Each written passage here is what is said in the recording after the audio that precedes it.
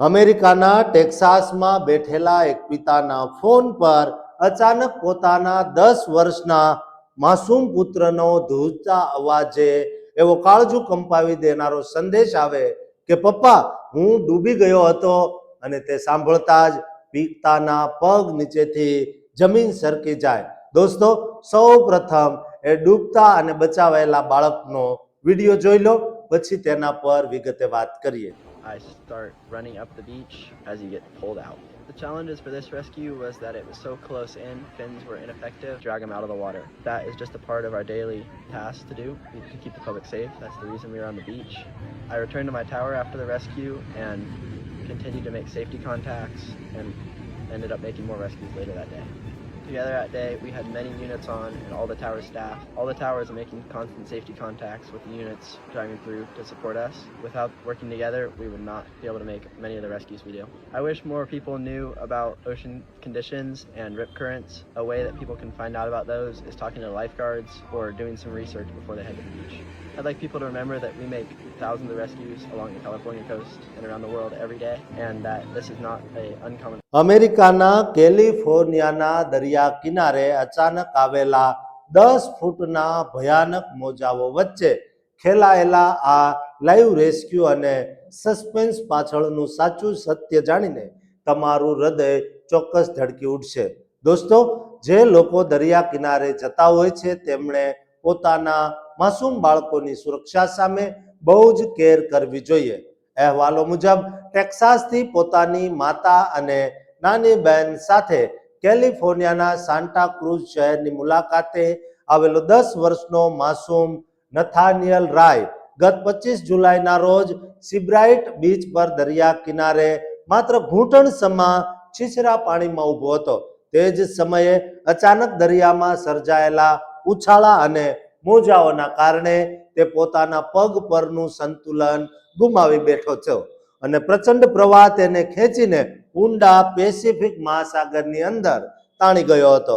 આ દુર્ઘટના બની ત્યારે બાળકના પિતા સુમિત રાય ટેક્સાસના ડલાસ શહેરમાં હતા અને તેમણે આ અણધાર્યા કટોકટી ભર્યા સમાચાર મળ્યા હતા. પિતા સુમિત રાયે એલિઝાબેથ વર્ગાસ રિપોર્ટ સાથે વાત કરતા ભાવુક થઈને જણાવ્યું કે હું મારા દીકરાનું રક્ષણ કરવા માટે ત્યાં હાજર નહોતો અને મારા 10 વર્ષના દીકરાએ મને કહ્યું કે પપ્પા, હું દરિયામાં ડૂબી ગયો હતો. આ કોલ બાદ સોશિયલ મીડિયા પર ઘટનાના સેલ ફોન ફૂટેજ વાયરલ થતા સમગ્ર દેશનું ધ્યાન આ કિસ્સા તરફ ખેંચાયું હતું.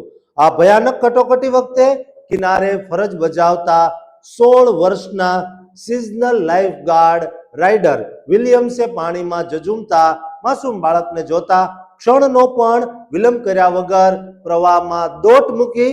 દરિયાની પરિસ્થિતિ અતિશય ભયાનક હોવાના કારણે રાઇડર વિલિયમ્સ પોતાના રેસ્ક્યુ ટ્યુબનો ઉપયોગ પણ કરી શક્યો નહોતો. છતાં તેણે લગભગ 10 ફૂટ ઊંચા મોજાઓ સામે લડત આપીને નથાનિયેલ સુધી પહોંચવામાં સફળતા મેળવી. જ્યારે તેઓ બાળક પાસે પહોંચ્યા ત્યારે નથાનિયેલ સાવ અચેત હાલતમાં ઢળી પડ્યો હતો. લાઈફ ગાર્ડ રાઇડર વિલિયમ્સે બાળકને છાતી સરસો સખત પકડી રાખીને રાક્ષસી મોજાઓ વચ્ચેથી કિનારા તરફ લાવવાનો પ્રયાસ શરૂ કર્યો. તે જ સમયે તેમના સાથી લાઈફ ગાર્ડ એરોન બોહનેન પણ મદદે આવી પહોંચ્યા હતા અને બંને સાથે મળીને બાળકના શ્વાસ બચાવી સુરક્ષિત રીતે સીબ્રાઇટ બીચના કિનારે પહોંચાડ્યો હતો. સ્થળ પર હાજર પેરામેડિક્સ ટીમે તાત્કાલિક બાળકની સારવાર કરી, જેના કારણે તે મોટી ઈજાઓમાંથી બચી ગયો. પરંતુ દરિયાનું પાણી રેતી પેટમાં જતા તેને ભાન ગુમાવ્યું અને અત્યારે પણ તે રેતી ઉધરસ વાટે બહાર કાઢી રહ્યો છે. વળી માનસિક આઘાતના કારણે તેને રાત્રે ઊંઘવામાં મુશ્કેલી પડી રહી છે. પિતા સુમિત રાયે 16 વર્ષના લાઈફ ગાર્ડ રાઇડર વિલિયમ્સનો આભાર માનતા કહ્યું કે તેમણે મારા દીકરાનો જીવ બચાવ્યો છે અને દરિયામાં પોતાનો જીવ દાવ પર લગાવીને જે સાહસ બતાવ્યું તેનો બદલો હું ક્યારેય ચૂકવી શકું તેમ નથી અને પરિવાર આજીવન ઋણી રહેશે.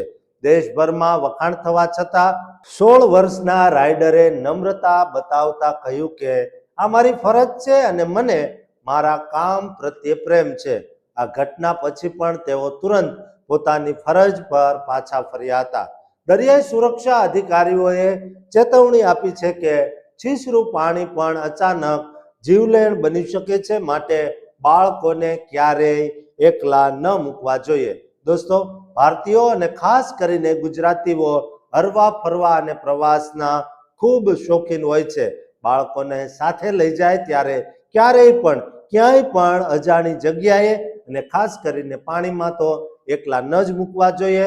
હરતા ફરતા અને પ્રવાસ કરતા તમામ ગુજરાતીઓ અને ભારતીયોને આ ચેતવણી રૂપ વિડીયો શેર કરજો અને આ ચેનલને સબસ્ક્રાઇબ કરવાનું ચૂકતા નહીં.